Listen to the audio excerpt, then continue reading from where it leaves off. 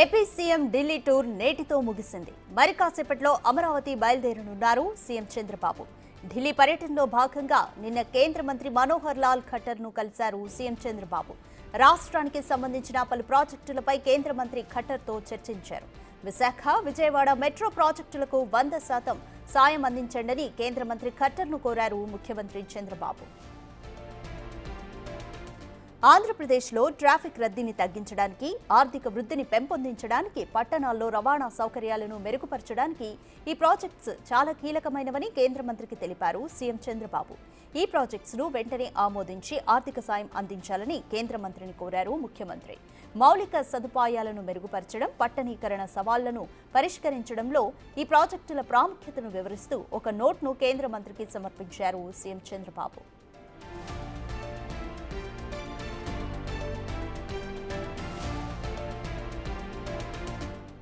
రాష్ట్ర విభజనకు ముందు హైదరాబాద్ మెట్రో రైల్ ఆమోదించారని, విశాఖ, విజయవాడ ప్రాజెక్టులు పెండింగ్లో ఉన్నాయని తెలిపారు సీఎం చంద్రబాబు. భోగాపురం అంతర్జాతీయ విమానాశ్రయం వచ్చే ఏడాది జూన్ నాటికి పూర్తి కానుంది.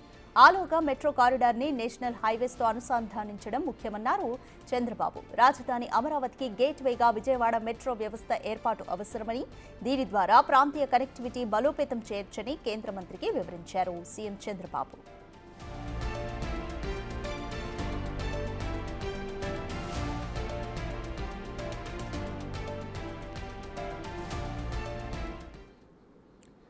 రైట్, మోర్ డీటెయిల్స్ మా ప్రతినిధి శివ అందిస్తారు.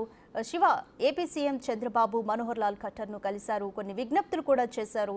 ఏపీలో ప్రాజెక్ట్స్ డెవలప్మెంట్స్కి సంబంధించి, అలాగే 100% నిధులు సమకూర్చాలని కూడా ఆయన విజ్ఞప్తి చేశారు. దీనిపై ఖట్టర్ ఏ విధంగా స్పందించారు?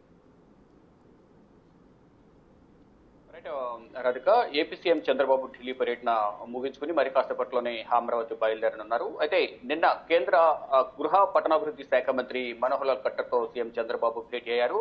ఇటు ఆంధ్రప్రదేశ్ లో ముఖ్యంగా అమరావతి మెట్రో, అలాగే విశాఖపట్నం మెట్రో ఏదైతుందో విజయవాడ విశాఖపట్నం మెట్రోలకు సంబంధించి త్వరితగతిన అవి పూర్తి చేయడానికి ఆర్థిక సహకారం అందించాలంటూ కూడా కేంద్ర మంత్రి మనోహర్ లాల్ ఖట్టర్ కు వినతి పత్రం సమర్పించారు. విభజనకు ముందు హైదరాబాద్ మెట్రోకు ఆమోదం పొందింది, కానీ విభజన జరిగిన తర్వాత ఇటు విశాఖ అలాగే విజయవాడ మెట్రో రైళ్లకు ముందుకు కదలలేదు. కాబట్టి ఇప్పుడు వాటిని కంప్లీట్ చేసేందుకు అవకాశం ఉంది. కాబట్టి ఆర్థికంగా ఆదుకోవాలనేది కేంద్ర మంత్రికి సీఎం చంద్రబాబు వినతి పత్రం సమర్పించారు. దానితో పాటు ఈ మెట్రో రైలు అందుబాటులోకి రావడం ద్వారా వాయు కాలుష్యం తగ్గించవచ్చు అనేది ప్రధానంగా తెలుస్తుంది. దానిలో భాగంగానే ఏదైతే ఢిల్లీలో వాయు కాలుష్యం ఏ విధంగా అయితే రోజు రోజుకి ఎక్కువ అవుతుందో ఆ వాయు కాలుష్యాన్ని తగ్గించాలంటే ఇటు విశాఖ కానీ విజయవాడ కానీ, ఇటు రాష్ట్ర ఆర్థిక రాజధానికి ఉన్న విశాఖపట్నం, రాష్ట్ర పొలిటికల్ రాజకీయ రాజధానికి ఉన్న విజయవాడలో ఈ 2 ప్రాజెక్టులు అందుబాటులోకి రావడం ద్వారా వాయు కాలుష్యం అనేది చాలా వరకు తగ్గించవచ్చు. దాని ద్వారా వాయు కాలుష్యం తగ్గించడం ద్వారా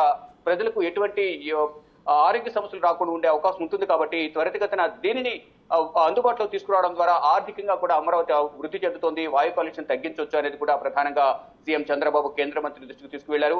అంటే విభజన జరిగిన తర్వాత రాష్ట్రం ఆర్థికంగా ఇబ్బందులు ఎదుర్కొంటుంది. కాబట్టి స్వతహాగా ఈ మెట్రో రైల్ ప్రాజెక్టులు నిర్మించాలంటే స్వతగా నిర్మించే అవకాశం లేదు. ఆర్థిక ఇబ్బందులు ఎదుర్కొంటున్నాం కాబట్టి ఆ ఆర్థిక స్థితిగతులు, ఆర్థిక పరిస్థితి సరిగా లేదు. కాబట్టి కేంద్రం సహకరించాలి. విజయవాడ అలాగే విశాఖపట్నం రైల్వే ప్రాజెక్టులు కంప్లీట్ చేయడానికి 100% కేంద్రమే సహకరించాలంటూ కూడా కేంద్ర మంత్రి మనోహర్ లాల్ ఖట్టర్ కు వినతి పత్రం సమర్పించారు. మరోవైపు మౌలిక సదుపాయాలు కానీ, మౌలిక వసతులు కానీ ఆర్థికంగా వృద్ధి చెందడానికి అన్ని రకాలుగా కేంద్రం నుంచి సహకారం అందించాలంటూ కూడా సీఎం చంద్రబాబు కేంద్ర మంత్రి మనోహర్ లాల్ ఖట్టర్ కు వినతి పత్రం సమర్పించారు. దానితో పాటు పిఎం ఆవాస్ యోజన కింద నిర్మించే ఇళ్లకు సంబంధించి కూడా గృహ నిర్మాణ శాఖ మంత్రిగా ఉన్న ఖట్టర్ కు వినతి పత్రం సమర్పించారు. అవి కూడా త్వరితగతిన కంప్లీట్ చేసేందుకు కేంద్రం నుంచి నిధులను విడుదల చేయాలంటూ కూడా ఆయన ప్రధానంగా వినతి పత్రం సమర్పించారు. మరోవైపు భోగాపురం ఏదైతే విశాఖపట్నం మెట్రో రైలు ఏదైతే ఉందో భోగాపురం ఎయిర్పోర్టు వచ్చే సంవత్సరం జూన్ నాటికి కంప్లీట్ కాబోతుంది. కాబట్టి దాన్ని కనెక్టివిటీ చేసే విధంగా కూడా ఈ మెట్రో రైలు కూడా కంప్లీట్ చేస్తే బాగుంటుంది అనే విధంగా ముందుకు వెళ్తే, అంటే ప్రారంభిస్తే గ్రౌండ్ ఫేజ్ 1 కింద ముందుగా గ్రౌండ్ లోకి తీసుకొస్తే కనుక దాని పనులు ప్రారంభిస్తే ఆ కనెక్టివిటీ అనేది అక్కడి వరకు వెళ్తుంది. కాబట్టి ఆ పనులు త్వరితగతిన ప్రారంభించాలనే ఉద్దేశంతోనే కేంద్ర మంత్రిని కలిశారంటూ కూడా సీఎం చంద్రబాబు తెలియజేశారు. దానిలో భాగంగానే ఈ సకాలంలో ప్రాజెక్టును గ్రౌండ్ చేసి దానికి సంబంధించిన నిధులను విడుదల చేయాలంటూ కూడా సీఎం చంద్రబాబు కేంద్ర మంత్రి మనోహర్ లాల్ ఖట్టర్ కు విన్నవించారు. ఇక మొన్న కేంద్ర మంత్రులను ముగ్గురు మంత్రులను కూడా కలిశారు.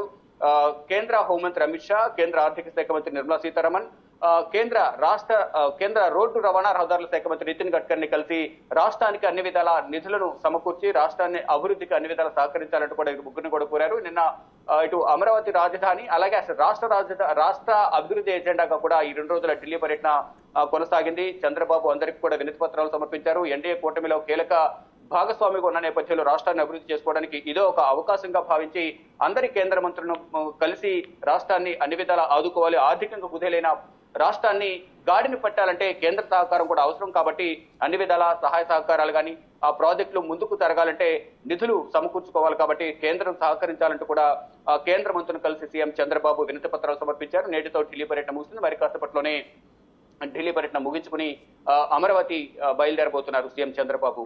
రాధిక. Thank you Shiva.